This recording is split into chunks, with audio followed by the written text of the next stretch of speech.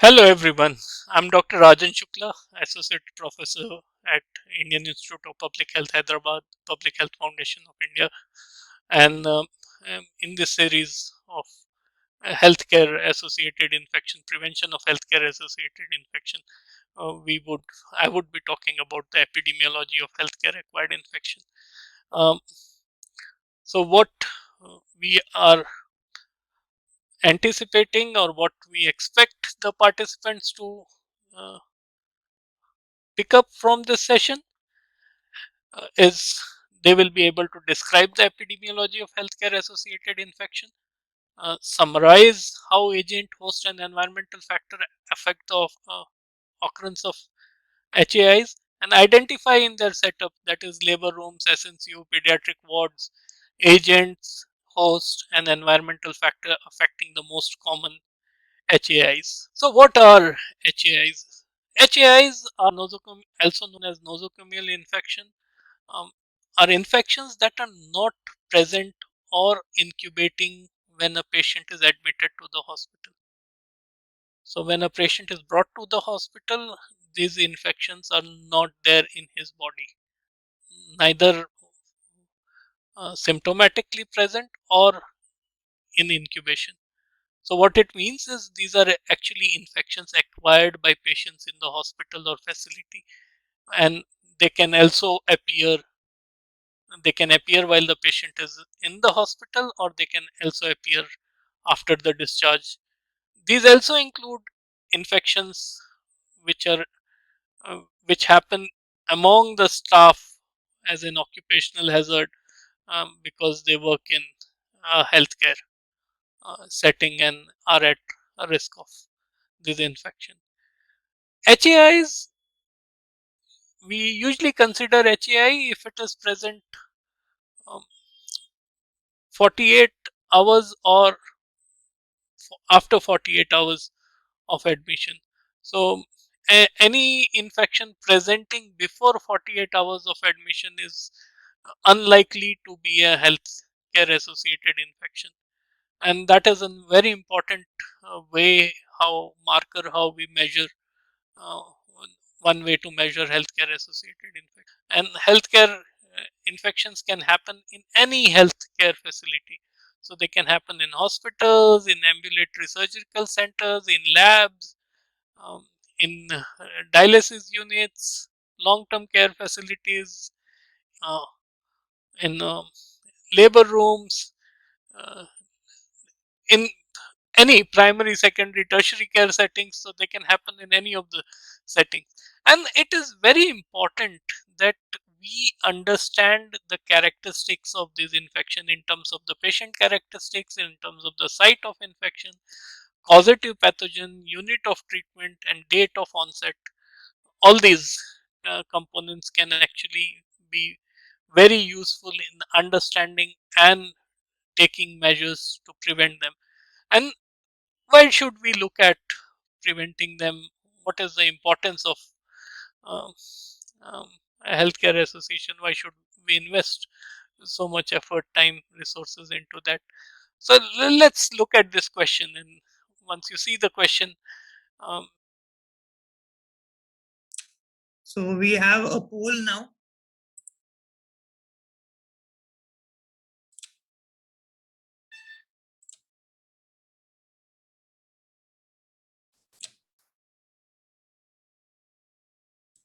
we'll get a sense why it is important. So, how often do you find some patients have hospital acquired infection in your setting in the maternal and pediatric ward SNCU? You can take the nearest value. There is no right and wrong answer here. So, you can, from your judgment, from your understanding, how much, what is it, 1 out of 20, 2 out of 20, 3 out of 20? Let's look at what it is. So we have 20 seconds more.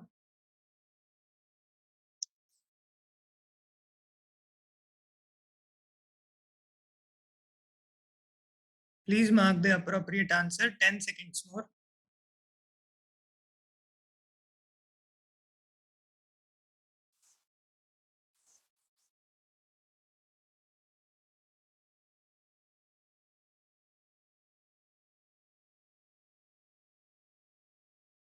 actually.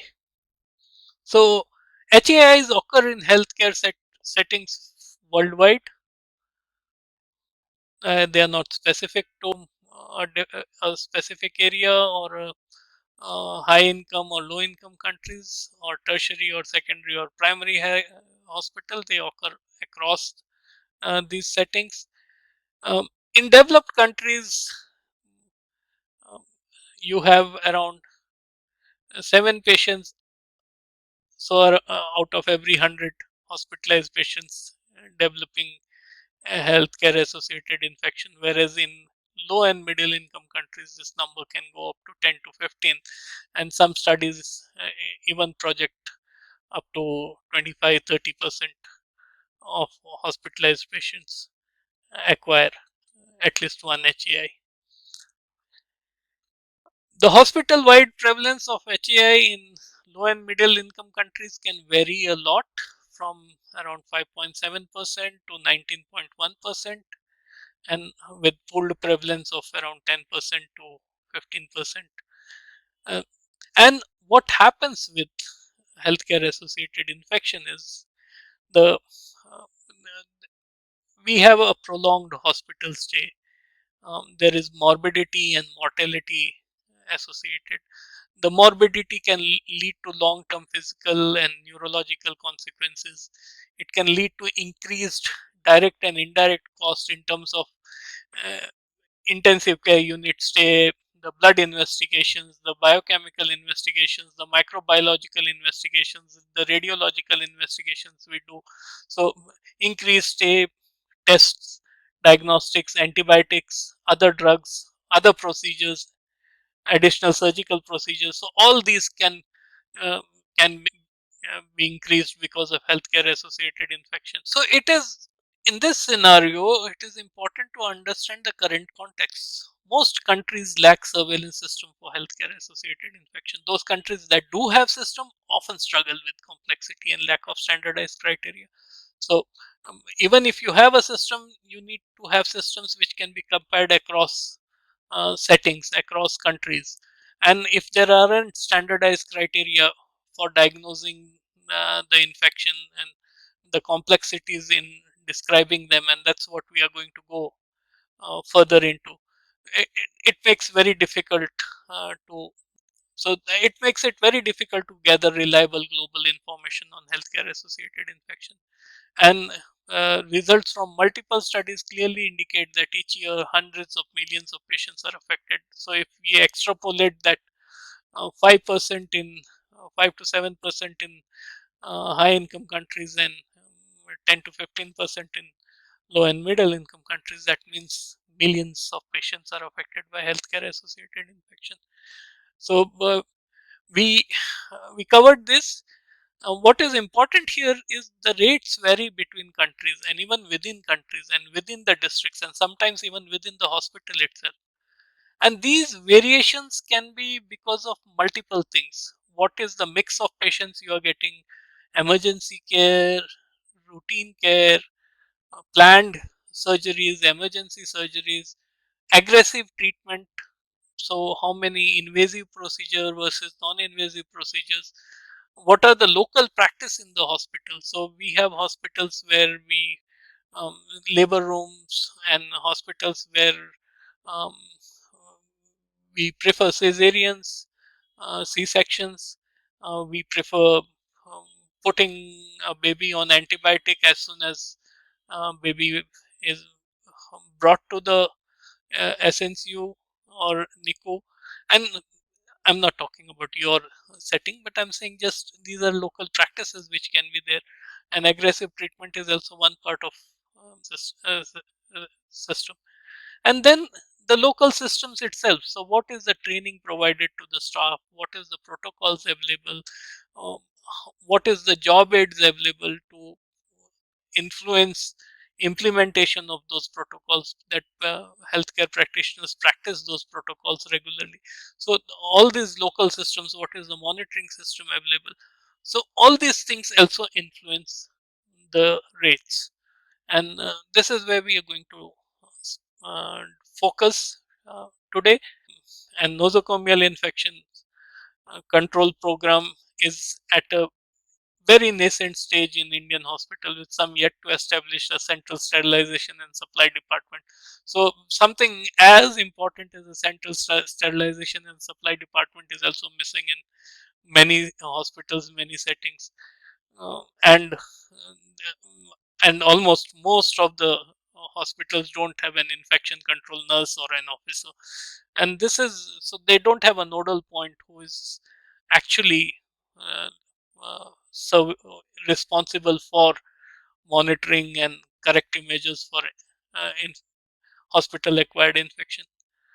Um, and Dr. Vijay De Silva actually makes a very important point.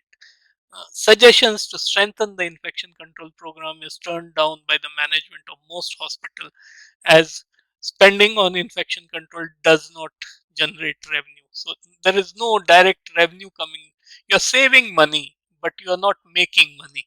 And when you're saving money, and most of the time you might be saving money for the patients and not in terms of hospitals. So there is always a loss of that focus when you are not making money. And I understand it doesn't apply so much to the government setting, but to some extent it applies to a lot of our private setting. Let's look at infections. What sorts of infections we have? Try to understand the infection. So infection can be endogenous. They can be caused by organisms that are present as a part of normal flora of the patient. So something that um, patient has in skin, on skin, or in intestine, uh, different floras in mouth, oral flora. These, if they get into other sites, say a surgical wound, then they can cause infection or can get into lungs, and so something from gut flora gets into lungs and can cause a pneumonia. So these are sort of endogenous infection, and then you have exogenous infection. So these are caused by organisms which normally, naturally, are not found on our normal flora, and they are acquired by exposure to hospital personnel, medical devices, hospital environment, and usually come from infections um, from the setting and not from the person's flora. If we look at the healthcare associated infections by procedure, there are four major types, and all of them are related to invasive or surgical procedure. They can be catheter associated urinary tract infection. Catheterization is a common procedure, and if you have to catheterize a patient for a long time, these infections tend to creep in. Ventilator associated pneumonia, surgical site infections, catheter related bloodstream infection. So, whenever we start an IV line, a central line, um, all those uh, have a risk of infection if not carried out properly. So these are the four major types by procedure, and please look at the acronyms. We will be referring to these acronyms subsequently, and acronyms are referred in even in the medical literature. What are healthcare associated infection by site? So we have urinary tract infection, we have surgical wound infection, the lower respiratory tract infection, bloodstream infection, skin infection. So these are some of the infections by site, and I'm not going to elaborate on them because you understand what this means.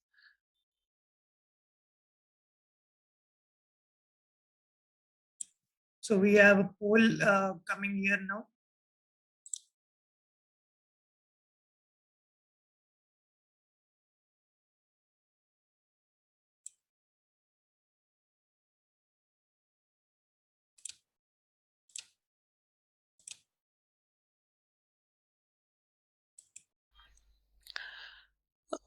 So in your setting, let's try to get a sense of this.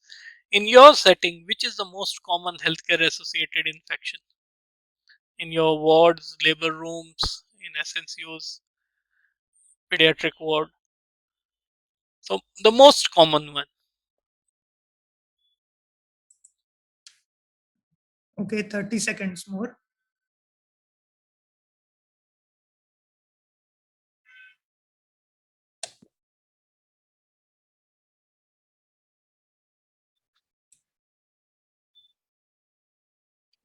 15 seconds more.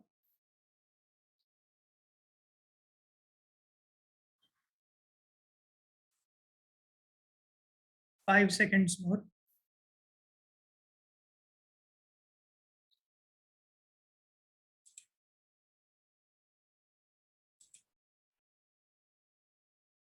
Yeah, so I see the answer coming as surgical site infection, catheter associated. Yes, catheter associated urinary tract infection would be high even in maternity wards.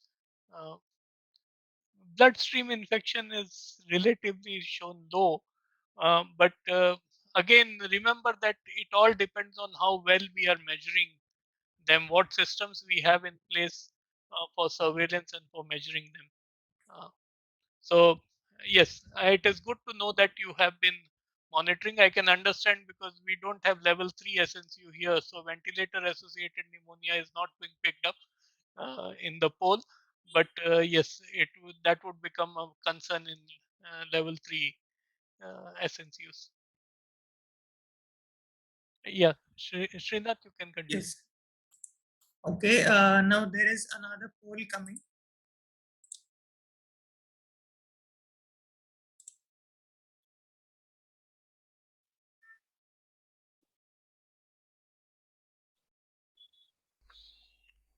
Okay. Do you have laboratory support for culture and sensitivity testing of biological sample in your setting?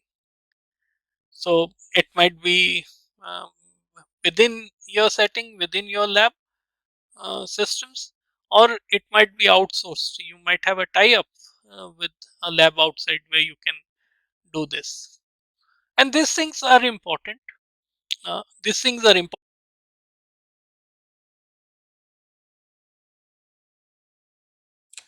So we have 15 seconds more to answer the poll. 10 seconds more.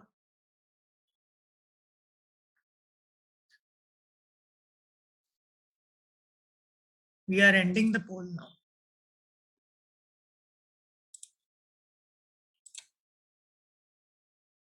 So it's, oh, this is wonderful. So it is split 50-50%. So 50% have some mechanism to do culture sensitivity, and other 50% units do not have. And I can understand, especially PHCs, CHCs might not have, area hospital, district hospitals might have some support or some contract with the labs, local labs, to do this test. What we are thinking is also to see if we can build in that sort of a support, and we'll come to it that later. So just wanted to get a sense. Thank you. Yes, Srinath, you Thank can you go so ahead. much, sir. To continue with the presentation now.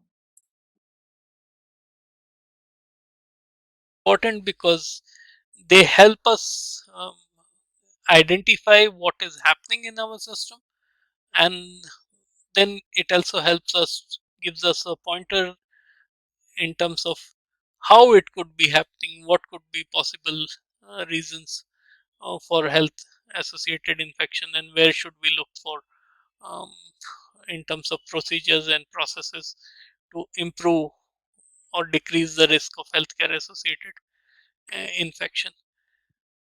Common bacterial agents which are responsible for healthcare associated infection, you have Pseudomonas uh, aeruginosa and Enterococcus, uh, coagulation negative Staphylococci, E. coli, um, Staphylococcus aureus, especially the skin infection, and then a lot of other organisms. And we'll look at why does this happen? What are the determinants of health care associated infection in low and middle income countries? Inadequate environmental hygiene and waste disposal measures. So very important. We have lot of surfaces, lot of instruments, equipments that we use, and if these are not maintained, sanitized properly, maintained in a hygienic manner, there is always a risk of hospital acquired infection. If waste disposal is not proper, again you have a risk. Poor infrastructure, so spacing between the patient is not adequate, hand washing facilities are not there, segregation of clean and dirty linen, you don't have system to segregate them. So any of these contributes, I mean, it's because of poor infrastructure. Um, Insufficient equipments, so you have to use the equipments frequently, you don't have time to sterilize them, you don't have a sterilizer, you don't have an autoclave system. Understaffing, overcrowding, these two most of you are very well aware of, so uh, I'm not going to expand on that. Lack of knowledge and skills of infection prevention and control. So uh, remember that despite all the other factors being there, there is still a scope to improve, and this can be improved if our healthcare workers have the understanding and the skills of infection prevention and control. uh, this can be further be improved if we have institutional systems for surveillance. So lack of institutional system for surveillance is another determinant. Lack of institutional system for infection controls, so audits, incentives, and then absence of local and national guidelines and policies. So not having something overarching, promoting, supporting, convincing the administrator or pushing the administrator to take action, again increases the risk of HAI in low and middle income countries. So epidemiologists love to talk about the epidemiological triangle, and there are three corners of the triangle. So there is host, agent, and the environment, and the interaction between these three, the host, agent, and environment, actually leads to infection or a disease.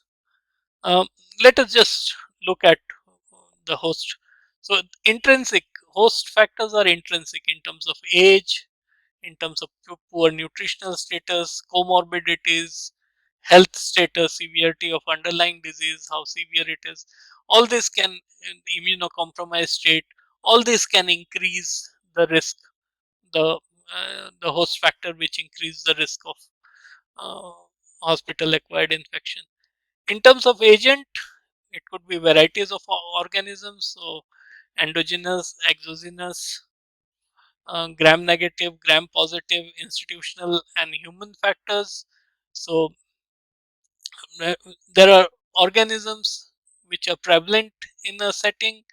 Um, there are organisms which are responsible because of the policies and the systems that we have in a setup, the antibiotics we use, um, and the reservoirs and their virulence. So your water supply, your biomedical waste management, these can all be uh, reservoirs uh, for infection, and then the virulence coming from there. In terms of environmental factors, the hospital location, diagnostics, procedure, immunosuppressive treatments, chemotherapy, antibiotics, medicines, and medical and surgical devices. All these can be environmental factors which could be responsible for uh, healthcare associated infection. It could also be exposure to infected patients or health workers or asymptomatic carriers. So, what is the protocols in place? What are the gaps between the bed? Um, what are the practices, hand washing practices in a setting? Is there supportive system for hand washing? Um, Do you have uh, sanitizers, alcohol-based rubs available at the patient care setting, at the patient bed, or hand washing facilities at the entrance of the ward? All this can be factors, environmental factors, which could be responsible for the epidemiological triangle. Let's look at this in another way. Um, and here I'm talking about chain of infection. So the chain of infection involves an infectious agent, a source, a means of exit. The organism has to exit, has to come out from the reservoir or an infected person to infect another person. A mode of transmission. So how it is getting transmitted? Is it airborne, waterborne, surgical procedures? How it is getting transmitted? And then means of entry. How is it entering? And finally, you need a susceptible host for the chain to be completed. So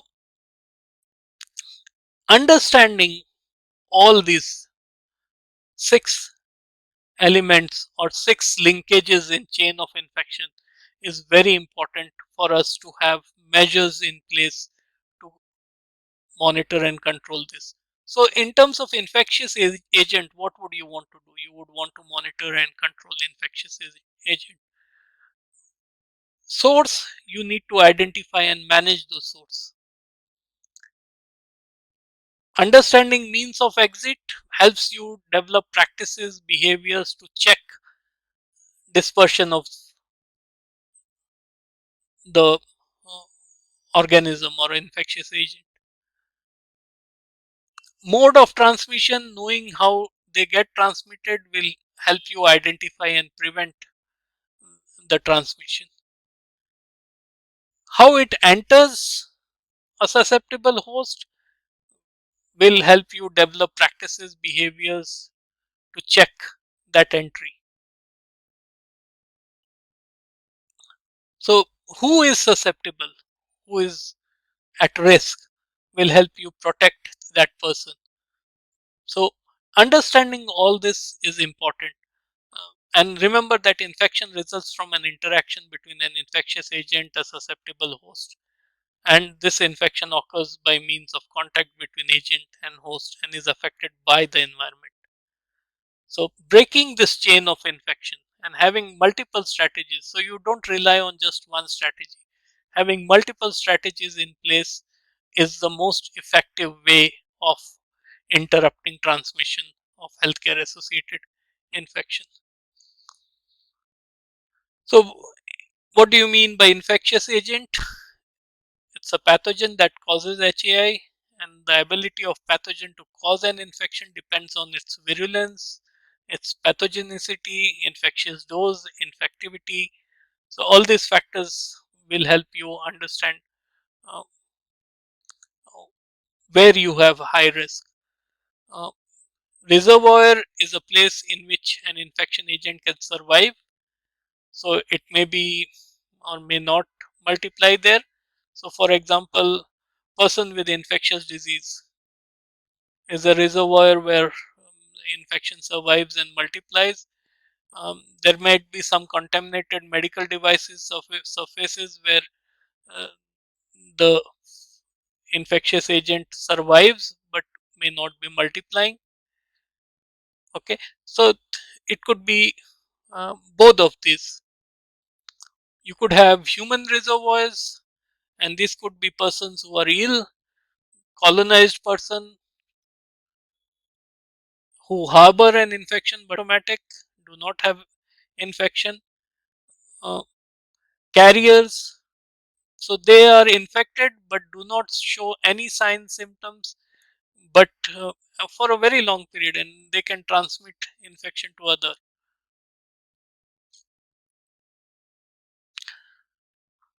Portal of exit is the path by which an infectious agent leaves the reservoir.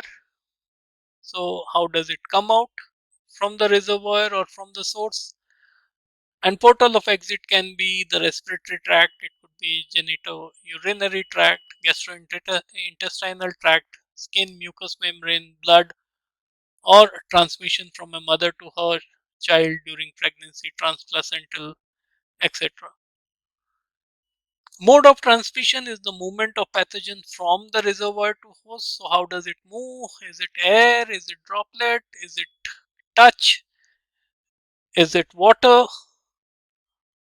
So there could be multiple modes of transmission. And then the portal of entry, how does it enter the host, the susceptible person? So again, respiratory tract, genitourinary tract, gastrointestinal tract, skin, mucous membrane, parenteral or transplacental. And the susceptible host is a person lacking effective resistance to a particular pathogen. So diabetes patient, immunocompromised, severely ill, unconscious are more at risk of hospital acquired infection. The agent factor, let's look at a case study from Safdarjung Hospital in Delhi. And there they did this environmental surveillance to understand infections, the source of infection from various um, surfaces and common points. So uh, they had variety of organisms, gram negative organisms in terms of E. coli, Pseudomonas aeruginosa, Acinetobacter, Klebsiella, and gram positive, so methylene resistant, methylene susceptible, Staphylococcus aureus, um, coagulative, uh, coagulation negative Staphylococcus, exogenous and endogenous organisms. So, in terms of institutional factor, um, antibiotic resistance, what is the circulating local pathogen type, institutional microbial surveillance systems. In terms of human factor, uh, hospital staff reporting sick, carriers among the hospital staff or healthcare staff or among the patient uh, caregivers, reservoirs and their virulence in terms of human staff, patients, family members, contamination of water source, high use surfaces, equipments. So in this hospital, cefotaxime and amikacin was used as the first line drug as per hospital policy, and then switched to second line drug, that is vancomycin and or ciprofloxacin, if there was no improvement in 48 hours. Meropenem, piperacillin, tazobactam, and linezolide were used as a third line drugs after culture and sensitivity report or in consultation with microbiologist. Let's look at what uh, they saw in the hospital. So in January, in the low risk NICU, there was no growth. In high risk NICU, that is NICU which had ventilation and invasive um, procedure central line. In high risk NICU, they had Staphylococcus aureus in Jan. They found it on feeding counters, on phototherapy lights. Um, there was no growth observed in February, May, June, July, August. In September, again in high risk NICU, they found Staphylococcus aureus in baby cot and E. coli in the laryngoscope, Actinobacter also in laryngoscope. So October, November again no growth, but December again they found Staphylococcus aureus in the radiant warmer and environmental air. So as they found things, they took measures, but there were always new places where this could be, uh, which could act as a reservoir. And that's where it is important that you have a surveillance, an environmental surveillance system in place. What they did is they screened surfaces environmental surfaces regularly. Surfaces like phototherapy light, radiant warmer, baby cot, weighing machine, suctioning tubing, laryngoscope, feeding trays, thermometers, feeding counters, air circulation, ACs, etc., and even the air sample. The surface of inanimate articles were sampled with a sterile cotton tip swab. Follow up sampling was done from contaminated article after proper disinfection measures to ensure decontamination, and outcome measures that they used was healthcare associated infection and non healthcare associated infection crude case fatality rate uh, across the two, then length of hospital stay across the two, and extra length of hospital stay due to HAI. Their antibiotic surveillance and antibiotic microbial sensitivity, the, there is hardly an antibiotic that it is very susceptible to. E. coli, again, a very common infection. You can see it is very low susceptibility to piperacillin, tazobactam combination, um, amikacin, reasonably high, 85%, netilmycin again high, but low to ciprofloxacin. And Pseudomonas aeruginosa again very low to piperacillin, but susceptible, reasonably susceptible to piperacillin, tazobactam. Good susceptibility to ceftazidimine, uh, and good susceptibility to amikacin and ciprofloxacin. So it is important once you monitor this, the antibiotic resistance in your setting. You monitor which are the organisms that are found commonly in the hospital acquired infection on the environmental surfaces. Um, uh, it helps you develop your antibiotic policies. It helps you take measures to prevent these infections. So remember that chain of infection. So it helps you understand all the components and develop multiple strategies across those um, elements of the chain of infection. Let's look at what they found. The mean duration of use of peripheral vascular catheterization was around 4.78 days, plus and minus 2.24 days. So ranging from anywhere from um, 2.5 days to around 7 days. Mechanical ventilation use was between, again, from 2 days to 4 days, the mean duration. Outcomes in the interventional risk category, the PVC use had highest association of healthcare associated infection. So odds ratio 15.39. The next highest odd was for mechanical ventilation use, which was the odds ratio was 5.56. The crude excess case fatality rate was 50%. So 50% higher fatality uh, in in the healthcare associated infection group, and extra length of hospital stay in healthcare associated group was uh, associated infection group was 17 days. So extra compared to those who did not have hospital acquired infection. So you can understand the importance of this. Let's try to apply this to your setting. And what are the common HAIs in your wards, labor rooms, OTs?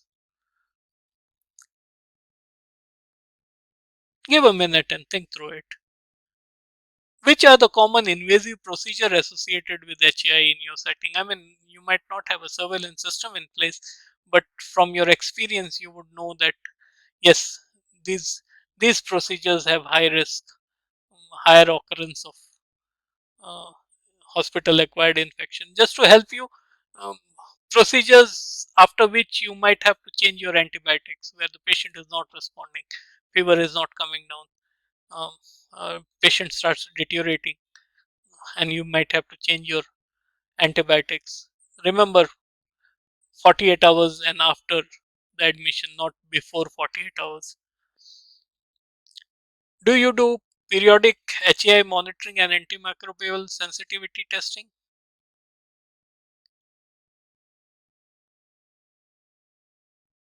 I'm sure now you understand why it is important, why it should be done. And I do understand that there are constraints that sort of inhibit it, but within the constraints, whatever is possible, it everything doesn't require a very high resource setting, and Dr. Samiksha would be covering those aspects. Whatever is possible will give you a good indicator of what's happening in your system, and then monitoring that, and then understanding the whole chain of infection associated with that organism, you will then be able to devise mechanisms to control uh, hospital acquired infection. Uh, so let's look at So now there is another poll coming.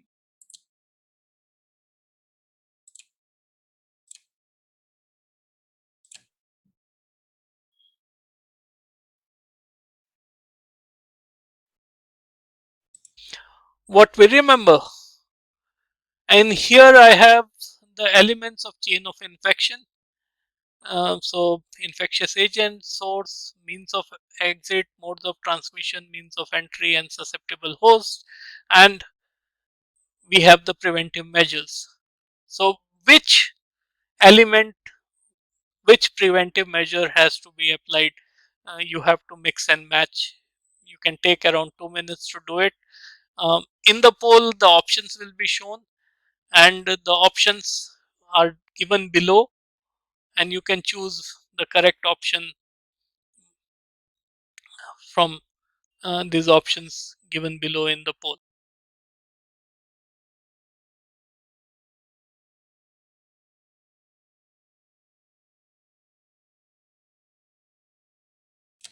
So 1 minute more, you can answer the poll.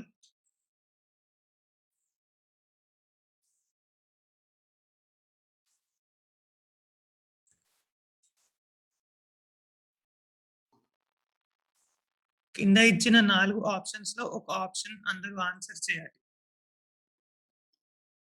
You can move your poll window to your right or anywhere to be able to see the choices on the presentation.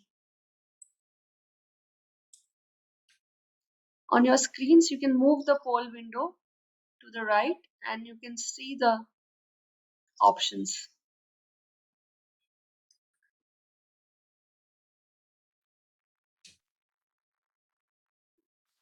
So 15 seconds more.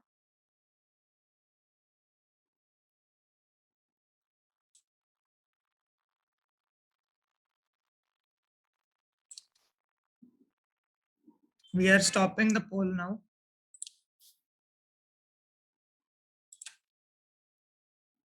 Which element, which preventive measure has to be applied? You have to mix and match. You can take around 2 minutes to do it from these options given below in the poll. So this is the answer. For infectious agent, we monitor and control the infectious agent. We need to have systems to monitor and control. For source, you need to be able to identify and manage the source, address the source, rectify the source of infection. Means of exit, we need to practice behavior to check the means of exit. Similarly, means of entry, you need practice behavior to check the means of entry, like mask, like hand washing. So modes of transmission, we need to identify the modes of transmission and prevent those from happening. And for the susceptible host, it is important to protect. If we know that somebody is at a higher risk of an infection, hospital acquired infection, it is important that we take measures to protect that person. So the correct answer is 2. So again, this is more of a summary. So in terms of the microorganism or the agent, infectious agent, identification, antibiotics. In terms of reservoir, it is important that we handle them by immunization. If it is, for example, measles, chickenpox, diphtheria, pertussis, these are all amenable to immunization. Even COVID-19, in the COVID-19 plus, we should immunize healthcare workers to reduce the risk of patients acquiring COVID-19, hospital acquired COVID-19. Environmental cleaning, so water source, again cleaning is important. Procedures, instruments, um, so hand washing, all this will lead to uh, reduction in reservoir. Disinfection and sterilization is an important measure that has to be used here. Exit point, important. Hand hygiene, waste disposal, mask, PPEs, gloves, all these practices will help address the exit points for hospital acquired infection. Um, Transmission route, again, hand washing, airflow, isolation, these are important um, in terms of transmission route. Uh, Place of entry, again, wound care, aseptic techniques, skin preparation, these measures are very important uh, in terms of place of entry. And for susceptible host, addressing nutrition, uh, and just recognizing if a patient is diabetic, immunocompromised, um, at a higher risk of uh, a hospital acquired infection, we need to take extra measures to protect this sort of patients. So, and will go a long way in addressing this. Modes of transmission will be spoken about much later section. Dr. Mustafa would be covering this more in detail. And remember that a pathogen can spread through a single route or can spread through several routes.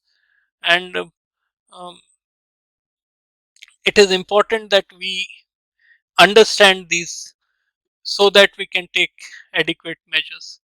In terms of ranks of HA by age group, this is very interesting.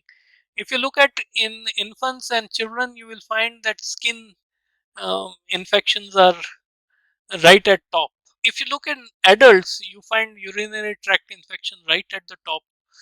So surveillance, and Dr. Samiksha would be covering HAI surveillance more in detail, but surveillance is an epidemiological tool which helps us study healthcare associated infection. So it's basically applied epidemiology, and it's nothing but just systematic, active, ongoing observations of occurrence and distributions of healthcare associated infection and of the events or conditions that increase the risk of healthcare associated occurrence. Surveillance data can be used to provide baseline endemic infection rates, identify epidemics, provide information on occurrence of healthcare associated infection, evaluate efficacy of preventive measures, reinforce appropriate infection prevention and patient care practices, defend against malpractice suit, provide data for comparison. So there are multiple use, and Dr. Samiksha will cover surveillance more in detail. And surveillance is a tool in your hand which actually helps you improve your functioning, reduce your stress, because it helps you understand the hospital acquired infection in your setting. As I said earlier, hospital acquired infections will happen, but what we need to do is minimize the risk. Okay, and to do that, we need to understand the epidemiology of healthcare associated infection, uh, uh, from where patient risk of acquiring these pathogens, and we also need to be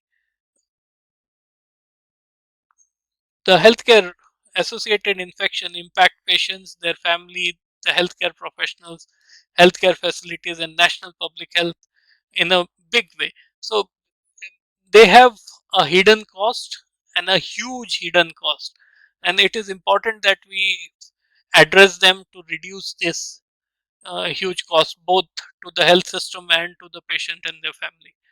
And healthcare personnel need to understand the chain of infection and epidemiology of HAI in order to effectively prevent and control infections. The epidemiology of healthcare associated infection includes occurrence, magnitude, severity, distribution, and other determinants in their facility. Understanding the epidemiology of HAI can assist both the administrator and personnel in prioritizing problem and determine the most appropriate and effective prevention and control strategy. Okay, and understanding the chain of infection, especially the modes of transmission of infectious agent and pathogen, can help prevent HAI. Remember that, or at least reduce the risk of HAI. And if you prevent HAI, reduce the risk of HAI, you will get benefits in terms of reduced hospital stay, decreased morbidity, mortality, reduced long-term physical and neurological consequences, and decreased direct and indirect cost of care to the patient and healthcare system. Thank you.